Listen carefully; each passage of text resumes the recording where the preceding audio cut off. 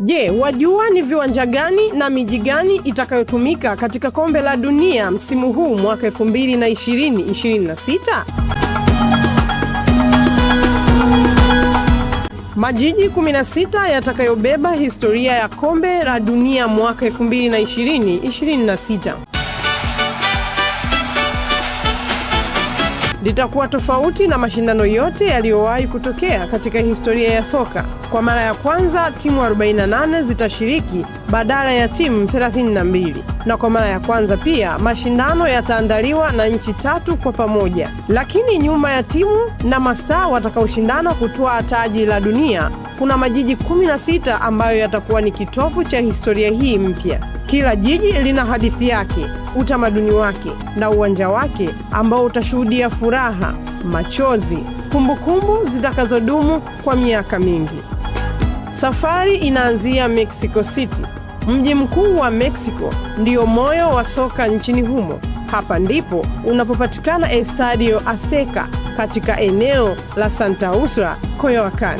Uwanja huu ni wa kihistoria kwa sababu tayari umewahi kushuhudia fainali za kombe la dunia za mwaka 1970 na mwaka 1986. Mwaka 2020-2026, Estadio Azteca itaandika historia nyingine kwa kuwa uwanja wa kwanza duniani kuandaa mechi za kombe la dunia katika matoleo 3 tofauti. Hapa ndipo mechi ya ufunguzi wa mashindano itakapochezwa.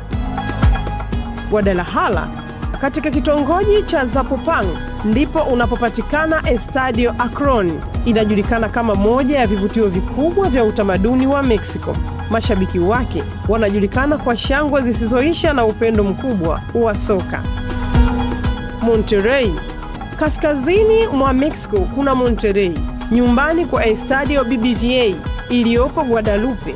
Uwanja huu ni miongoni mwa viwanja vya kisasa zaidi katika bara la Amerika Kaskazini na utakuwa mwenyeji wa mechi kadhaa. Toronto.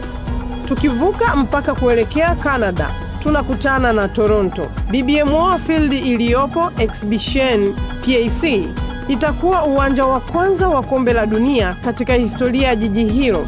Toronto ni kitovu cha biashara na moja ya miji yenye watu kutoka mataifa mengi zaidi duniani. Vancouver. Magharibi mwa Canada kuna Vancouver. Jiji hili linajulikana kwa mandhari yake ya kuvutia yanayounganisha bahari na milima. BC Place iliyopo katikati ya jiji itakuwa mwenyeji wa mechi za makundi pamoja na hatua za mtoano. Atlanta. Mercedes-Benz Stadium iliyopo downtown Atlanta ni moja ya viwanja vya kisasa zaidi duniani. Jiji hili litakuwa mwenyeji wa mechi za makundi hadi hatua ya nusu fainali. Boston. Ingawa uwanja wake uko Foxborough, Boston ndio jiji linalowakilishwa rasmi. Gillette Stadium itakuwa mwenyeji wa mechi za makundi na robo fainali. Ni moja ya majiji yenye historia ndefu zaidi nchini Marekani. Dallas.